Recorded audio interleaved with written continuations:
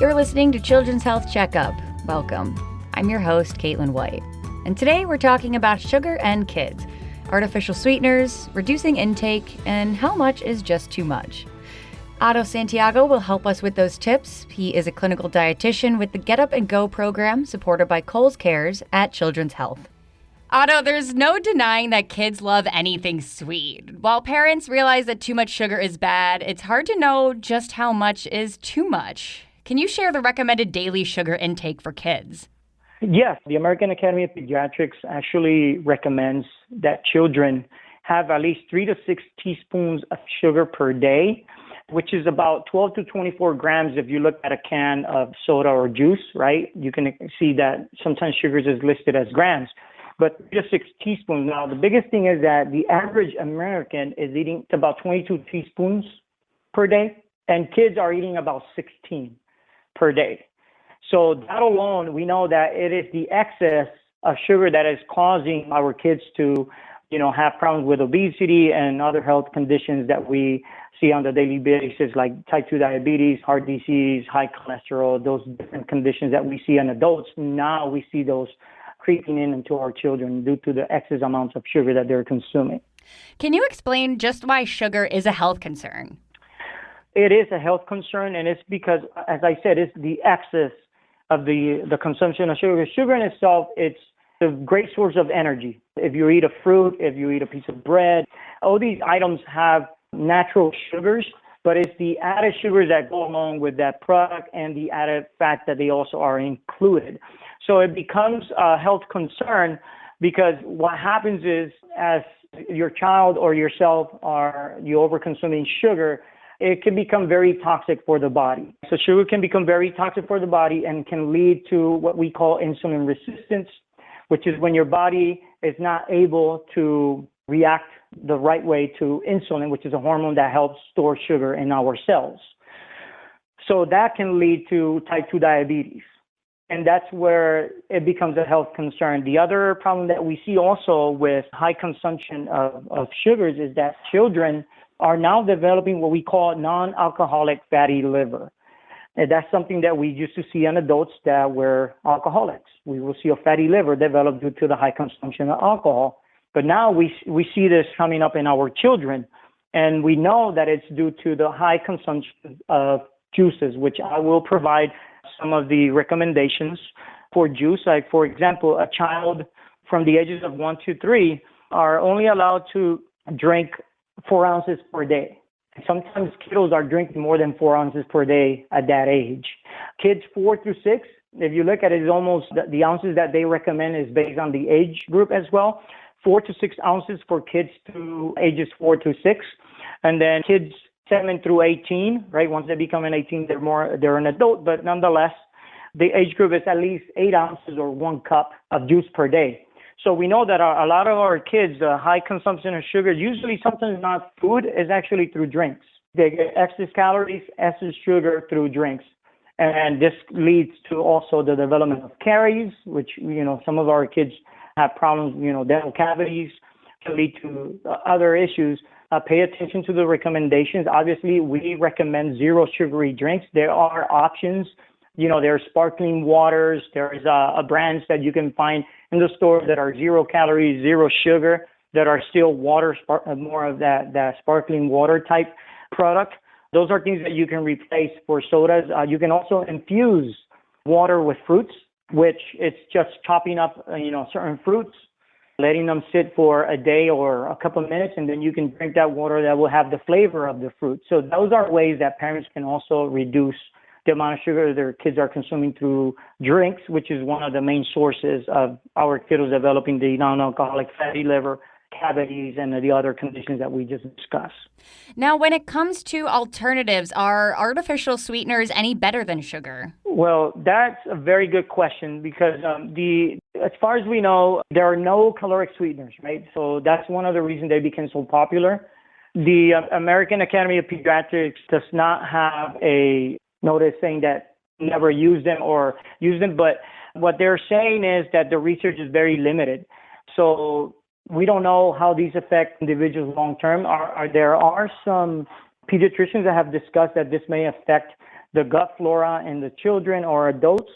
But then again, it depends how the individual responds to these sugars. However, artificial sweeteners, one of the things that I try to explain to my patients and the kids that I see and the families that I teach is that artificial sweeteners are like, I like to use this analogy, it's like someone knocking on your door, right? And then hiding in the bushes.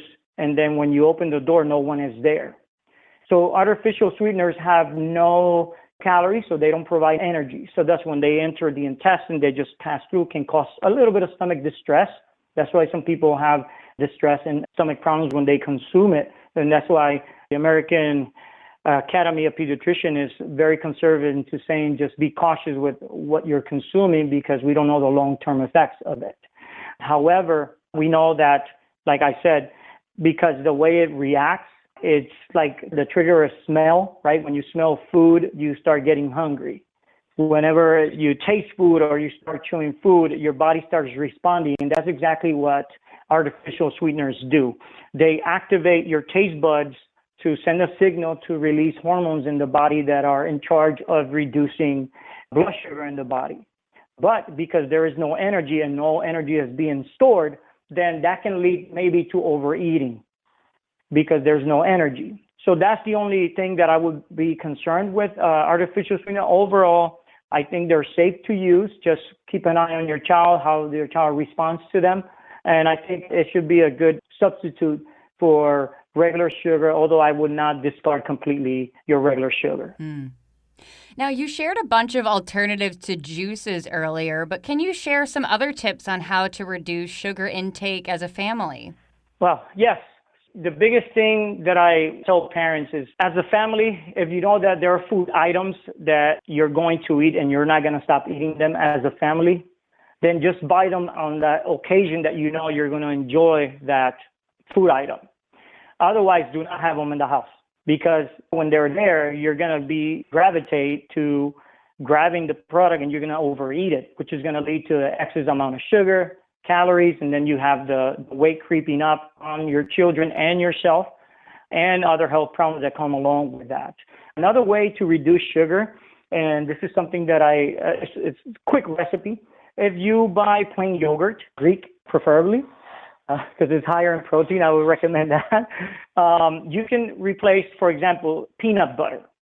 So peanut butter, in most cases, depending on which brand you purchase, they're a little bit higher in sugar. So one way to substitute that one is buying powdered peanut butter.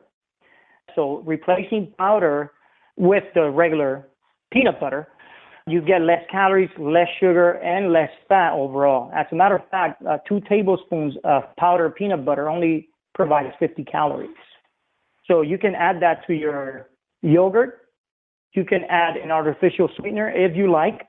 That way you can keep the calories low. You still get a high dense food. And you can add any nut that you like. Or fruit, you can add fruits, which is a best way to get a good source of sugar in the body is through fruit. You have the fiber that mitigates a little bit of the reaction from the fruits, and it's a natural source. So you can add those to the yogurt and have a quick snack, or that can be a meal for you if you decide to. Great. Otto, is there anything else you'd like to add about reducing sugar intake for families? Yes. Biggest thing, focus on reading food labels. If you do not know how to read food labels, there's a lot of information online, but I highly suggest you join us in our programs. We have sections through our 10 weeks that we discuss how to read food labels so you can make better decisions there. 5210 is at least eating 5 servings of fruits and vegetables per day, spending 2 hours or less in front of a screen, 1 hour or more physical activity, and obviously 0 sugary drinks. Starting the day right, that's huge. And what I mean by that is, instead of starting the morning with cereal, right? A lot of parents, obviously, they're in a rush and they feed their children cereal, and a lot of these cereal products are high in sugar. Even if you buy a low in sugar, you still have to be cautious because that food item still turns into sugar in the body. So I will highly suggest starting the day with a high protein meal, maybe eggs, maybe turkey sausage, cheese roll-ups, something like that is more satisfying and will keep the child less hungry throughout the day. Usually when kids eat cereal in the morning, they get this big spike of energy and then they crash. and they're hungry maybe an hour or two later. Because some of these cereals are highly processed. They don't have enough fiber. They don't have enough nutrients. So the child stays hungry. So the kid is like, when they get home, they come and they eat whatever they find. So that's also a best way to start the day. It's shown that people that eat a healthy breakfast in the morning tend to eat less throughout the day. That's very important. And then lastly, I would say involving your child in meal planning and preparing foods. When you go to the stores, let your child pick a different food item, something that they would like to try, and you guys can try it as a family. Again, taking those small steps. If you're cooking, invite your child to learn how to put these foods together. Kids that learn how to cook early in life tend to eat less processed foods because they know how to make their meals at home. So I would say those are the things I think parents and, our kiddos that are listening to could start doing as a family. And go from there, just taking those small steps and start. Just start. I'm going to end it with that. Just start. Well, thank you for your time and for this sweet information, Otto. That was Otto Santiago, clinical dietitian with the Get Up and Go program at Children's Health. Find more information on sugar and sweeteners online at childrens.com/healthyweight. This has been Children's Health Checkup. I'm Caitlin White. Thank you for listening.